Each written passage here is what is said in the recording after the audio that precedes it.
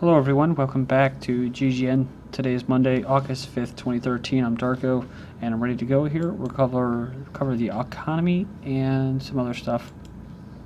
U.S. jobless figures dropped to lowest rate in 4 years, over 160,000 new jobs created as unemployment rate drops to 7.4%. And the reason I'm covering this, because I covered it, August 2nd, Friday, was I mentioned how Obamacare, even though it's not even enacted yet and they delayed it, employers are already planning for it, and they're changing their labor structure. So they're hiring part-time workers, and they're just basically reducing the workers' hours that they have currently from full-time to part-time, and hiring other workers to compensate for that, so they don't have to pay them for the Obamacare, the benefits in that. So this is going to make unemployment look better, right? It's going to make it go down. So Obamacare full frontal of 953,000 jobs, almost a million, created in 2013. 77% of them are part-time. 40% of U.S. workers make less than what a full-time minimum wage worker made in 1968, when the minimum wage was $1.60 an hour. That sounds very small, but if you account for inflation, a very different picture emerges. Using the calculator, $1.60 in 1968 is equivalent to $10.74 today, and of course the official government inflation numbers have been heavily manipulated to make inflation look much lower than it actually is. So the number for today should actually be higher than $10.74, but for the purposes of the article, we'll use that number. So if you were to work a full-time job at that $10.74 an hour for a full year with 2 weeks off for vacation, you'd make about $21,480 per year.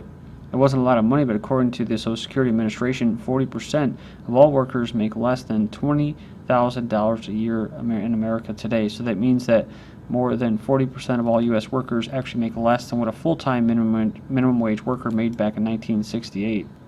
So these low-paying part-time jobs have been declining over the past decade, even as the cost of living has gone up. Between 2002 and 2012, median wages dropped by at least 5%, and 5 of the top 10 low-wage jobs, including food preparers and housekeepers.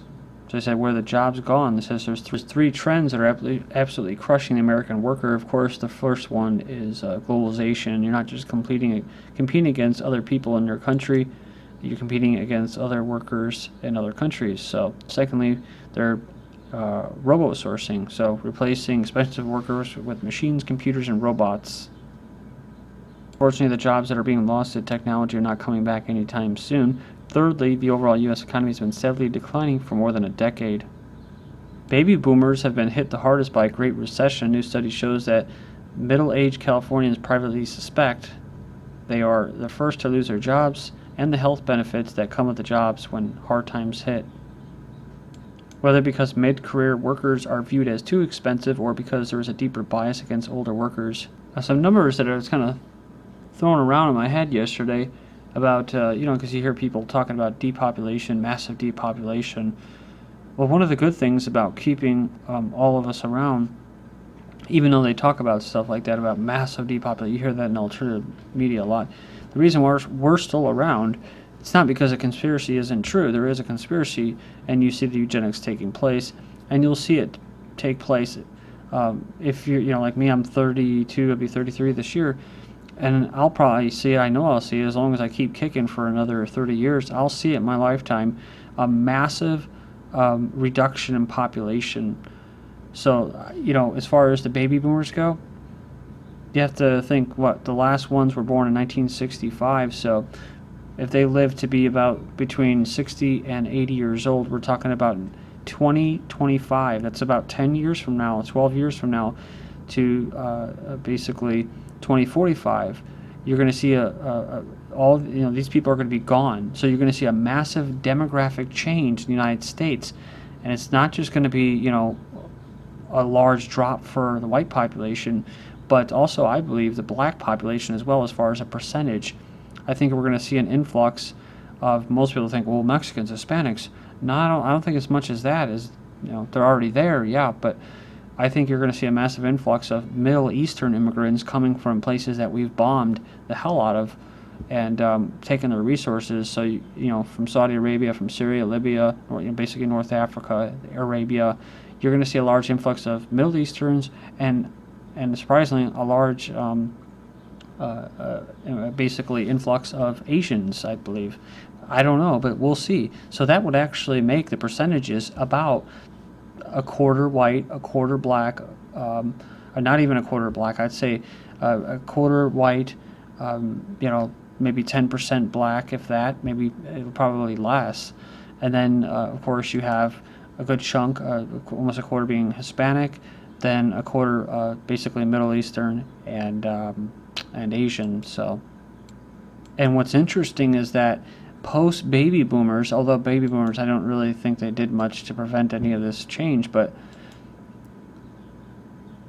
after the baby boomers are gone, all those generations after, Generation X, millennials, they really don't identify as being anything as far as being white or Hispanic or anything. So, or even American for that matter. So they're going to allow this to happen. In fact, marrying someone of your own race would probably be considered politically incorrect, downright racist. Also, two things that you have to take into consideration. These people right here, these baby boomers, they're spending a lot of their savings, whatever they have left after this usury system of bankers stole a good chunk of their savings. Usually, people's investments and their savings are in their homes, which is pretty risky. I don't know why they do that, but they do. And so they lost a lot of their wealth, took a huge hits, especially the baby boomers. And so whatever savings they have left now, they're going to be spending it on trying to live, right, on healthcare costs to live until 70, 80 years old, because the eugenics is just harsh. It's really popping up, and these people are going to have to fork over all of their savings, whatever they have in Social Security, to be able to keep living. So people say, oh yeah, you see the things about we're living longer, but we're living more unhealthy. So the thing is once people can't afford that, all the medical care, then they're going to start dying younger. You'll see the decline in the average lifespan. These Generation Xers and after the baby boomers, they don't have the ability, they don't have the means to even have children anymore, and many of them don't really want to. So it's and they're promoting different alternative lifestyles and stuff like that. So we're going to see a huge change. I know, at least in my lifetime. Here in the United States, it won't even look the same. And of course, the last thing point I want to make is, after they have, Asians, Middle Easterns, all these different people here, they probably will break it up again, and then they'll import people from Africa, actually Africans in South America and the United States. They'll constantly change it. They'll never let people establish roots here or anywhere. Record number, 21 million young adults living with their parents. So a new study from Pew finds that 36% of millennials, young adults ages 18 to 31, are living at their parents' homes, the highest number in 4 decades. A record 21 million of young adults were still living in the home past year because they said they have a job they can't afford to pay rent and pay back their loans at the same time, said college students. Again, they call it a recession. It was a depression. I don't think we ever really left the quote recession. Number rose from 32% at the beginning of the Great Depression in 2007 and 34% in 2009. 2011 riots repetition, only a matter of time, says writer. This is in Britain.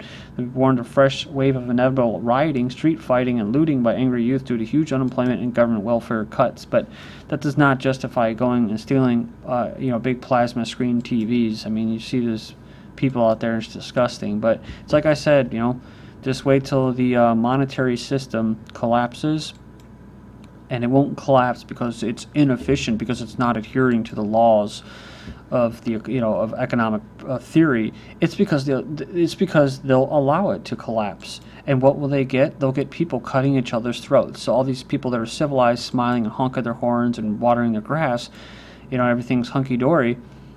Once the monetary system is systematically brought to its knees on purpose, you'll see people acting very uncivilized. And of course, they'll blame that on anarchy and lack of order, and not because, they're all of a sudden free for the first time. See, before they thought they were free, now they're actually free, and they don't know how to act. It'll be the justification for creating another form of enslavement known as government. According to the report, sanctions imposed by the West are having a greater effect than ever on the economy and increasing the pressure reaching an agreement with the West. So Iran's economy shows signs of impending bankruptcy moments before the swearing in of the new president, Rouhani. Next up, Russian migration services want networks of deportation facilities. Russia's Federal Immigration Service says it wants to create a network of 83 detention facilities for foreigners awaiting deportation. It says this is just days after it set up a tent camp for hundreds of labor migrants detained in Moscow last week. So Hawaii's homeless to be sent back to U.S. mainland. I'm just covering this because I just covered that right there. So the growing number of homeless people living in Hawaii's sun-kissed beaches is starting to concern locals who are considering offering them tickets back to the U.S. mainland. But, some people say, that's bad. That's mean. You can't do that. And then you have U.S. flying deportees deep into Mexico over a dangerous border. This is from July 11th. Mexico president vows to secure southern border. So it vowed to bring order to its southern border where drug cartels and migrants can cross with police interference. Well, that's basically what he's talking about, is not letting certain drug cartels push guns or drugs through there unless it's a certain drug cartel that basically is part of the government. So Mexican migrants aren't deterred by border fences, so even if you do all that. The Senate passed an immigration bill in June that would devote $46 billion to border fencing, drones, and agents. The report found that Mexican migrants crossing illegally are more likely to consider things like a job market in Mexico and perceived danger of crossing when deciding to enter the U.S., and they're less concerned with getting caught or punished. Mexican drug cartels increasingly hiring U.S. military servicemen as assassins. This is what we covered already. Thought I'd just throw it in there, though. Boston bomber had literature about white supremacy and gun rights. So the older of the two brothers who allegedly bombed the Boston Marathon earlier this year had right-wing extremist literature, including information about gun rights and white supremacy. So I think this is complete bullshit. This is where I thought it was going to go originally. It was either going to go that way or it was going to go towards Russia.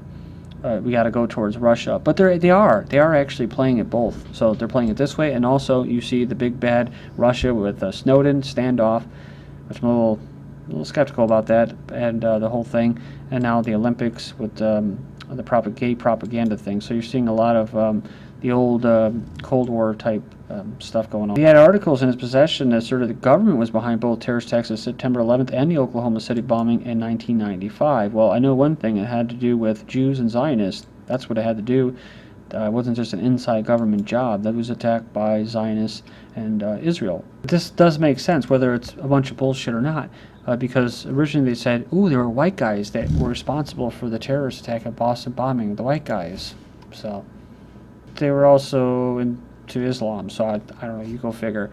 This is from Land Destroyer. This is back in 2012. The global Blitzkrieg West terror battalions eye Russia next. Reuters lays groundwork for Western support of al-Qaeda terrorists in Russia's Caucasus region. And this is where I thought they were going to go as far as Russia and Chechnya, because that's what they said they were. Russia's bin Laden, this Umarov, led terrorist death squads in Chechnya during the 90s up until 2011, until the UN finally listed him as an al-Qaeda affiliated terrorist. What we're talking about is U.S., Saudi Arabia, teaching and basically radicalizing madrasas.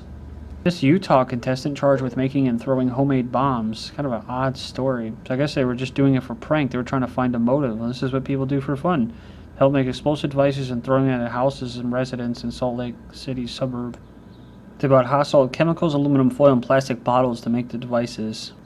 And like someone said, never mind the fact that Obama authorizes drone strikes and kills women and children, especially, they target them, but they kill innocent men, there's farmers and stuff like that, and no one cares, no one says anything. And a bunch of liberals from that, down the comment board, and that's rawstory.com, a bunch of white people with white guilt saying, white people can never do that. And of course I saw comments about right-wing extremists coming out of Utah, so. Petition to serve Bradley Manning's jail time has hundreds of signers in hours. So the campaign was created. Thousands would openly volunteer to serve part of Bradley Manning's sentence of 136 years. Deputy accused of pepper spraying teen's pizza faces charges on Monday. Sheriff's deputy who allegedly pepper sprayed a teenager's pizza during a routine traffic stop in South Orange County will be in court on Monday to face criminal charges. So he spotted the pizza in the back seat of the car and sprayed it without the youth's knowledge. After the teen went home, him and a group of friends later became sick after eating the tainted pizza. So I'm going to leave off with this article right here. and return in part 3. So please join me in part 3. This is GGN, and I'm Darko. Thank you.